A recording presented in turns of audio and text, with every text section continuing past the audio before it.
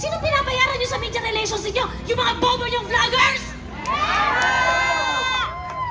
Binibigyan nyo pa ng kondo yung mga tatang-tangan yung vloggers na walang ibang ginagawa kundi magpakalat ng kasinungalingan.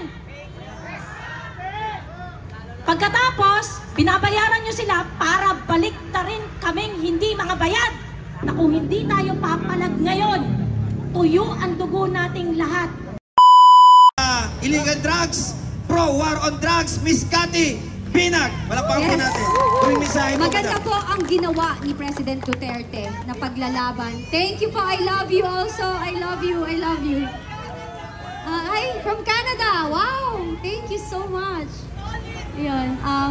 Maganda po ang ginawa ni President Duterte sa war on drugs. And again, sabi ko, hindi ko tinatanggal yung kasabihan or yung paniniwala na ang tao ay may pagbabago. Pero, nung panahon ngayon, those are the safest year of our lives. Kasi takot po ang tao. Ultimong politician, takot magnakaw. Ang military, you know, sometimes bakit mo pinagtatanggol yung pulis at sundalo? Kasi ako naniniwala, hindi lahat. Ginagawa lang nila yung trabaho nila. Pero, pag dumating ang panahon na kinailangan talaga nilang lumaban para sa atin, they will do it. I believe in that. Kasi ano nila yan? Yan ang kailang sinumpaan, tungkulin. Ganun po sila. Maniwala po kayo, magbigay lang po kayo ng konting pasensya sa kanila kasi you know, ang hirap din po ng kanilang kalagayan. Pero sa patuloy nating pagdadasal at paniniwala sa Panginoon na ang kasamaan ay hindi mananalo sa kabutihan, tayo po ay mananalo. Di po ba? Yun lang po. God bless everyone and good night. Ay kagalang-galang na kung saan yan po ay isang kababaihan. Hindi lang dahil dalisay ang puso niya, pero nais po na ipabatid sa inyo na buo ang loob niya. Yes. At kanyang isisigaw ang salitang, Hindi mo pera yan!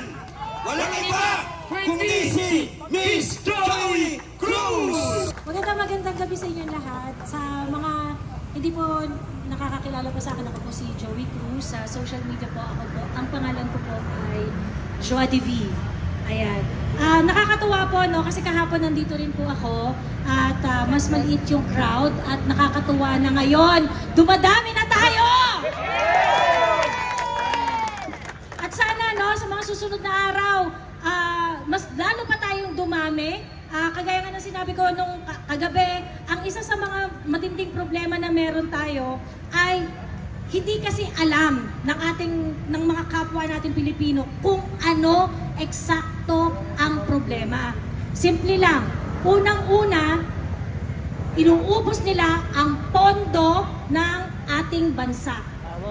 Inuubos ng mga pera, inuubos ng mga tao dyan sa Malacanang ang ating pera.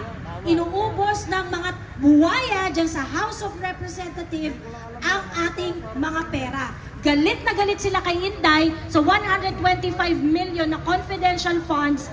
Gusto nilang busisiin hanggang sa pinakamaliit na detalye. Meron ba silang karapatan para malaman yun? Confidential nga eh. Kaya confidential, it's not for them to know. Ang opisina po ng isang ehekutibo ay nagkakaroon talaga ng confidential fund. At ang confidential fund niya ay nakabase sa allocation ng legislature. Sila rin naman yung nagbigay ng pera dyan eh. Kung sila ang nagbigay ng pera dyan, bakit sila galit ngayon na ang confidential fund ay ginamit ni Inday? Okay. Ngayon, punta tayo kung talagang concerned sila sa pera ng bayan, yung mga plastic dyan, kagaya ni Joel Chua, na minura-mura ni Inday nung isang araw, at minumura-mura rin namin 3 times a day. Ayan. Joel Chua. Chairman ka pa man din ng Committee on Good Governance and Public Accountability, pero hindi mo binubusisi yung mga pera nyo dyan sa House of Representatives. Nag-increase kayo ng budget sa media relations ninyo from 20,000 to 20 million to around that amount to almost 500 million pesos. Sino pinabayaran nyo sa media relations niyo? Yung mga bobo yung vloggers! Binibigyan nyo pa ng kodo yung mga tatang-tangan yung vloggers na walang ibang ginagawa kundi magpakalat ng kasinungalingan. Pagkatapos, binabayaran nyo sila para balik na rin kaming hindi mga bayad. Di hamak, mother. Di hamak. Ayan. At hindi tayo papayag na mas matatalino tayo sa mga tatang-tangang yon. Diba? Ang problema po, pag hindi tayo kikilos at hindi tayo magsasalita at hindi tayo magre-react, tuyong-tuyo na ang dugo nating lahat. Mamamatay tayong lahat dahil hindi tayo makakatikim ng serbisyo dito sa gobyernong to.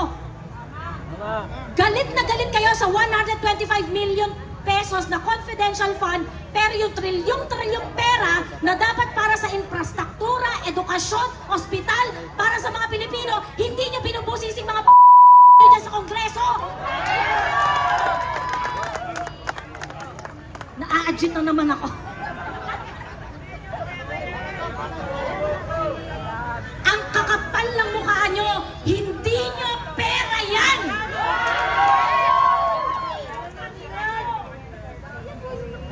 Tandaan po natin, ang kinabukasan po ng bansa natin ay nasa ating lahat.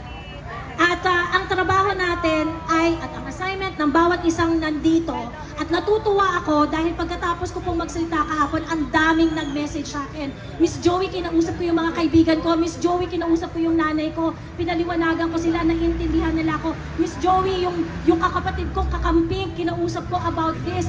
You have to be patient. You have to be loving. Pag ine-explain nyo sa kanila kung ano ang sitwasyon natin, tsagain natin sila. Sa online, pwede tayong bardagulan dyan. Sa online, pwede tayong mag-away-away dyan. Pero pagdating sa mga pamilya ninyo, pagdating sa mga kaibigan ninyo, you really have to talk to them gently, patiently, and lovingly. Kailangan nyo ipaunawa sa kanila na kung hindi tayo papalag ngayon, tuyo ang dugo nating lahat. Baka wala na tayong abutang Pilipinas in 50 years. Dahil ginahasa na nila ang pondo ng bayan, ginahasa na nila ang lahat ng institusyon na dapat ang priority ay nagbibigay ng serbisyo sa bansa, pero hindi nila ginagawa.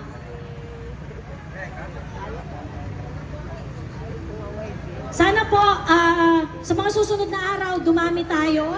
Sa mga susunod na araw, lalo nating palakasin ang boses natin sa pag-demand ng tunay na accountability and transparency sa mga tao dyan sa Malacanang, sa mga tao dyan sa mga kongreso, pare-parehas kayong mga salot ng bayan. Mga adik kayo, magsilayas kayo dyan! Yun lamang po at magandang gabi sa inyong lahat. Alright! Ayan. Ang babae na daig pa ang isang lalaki. Na kung saan ang tawag sa kanya ay... Hindi mo pera yan!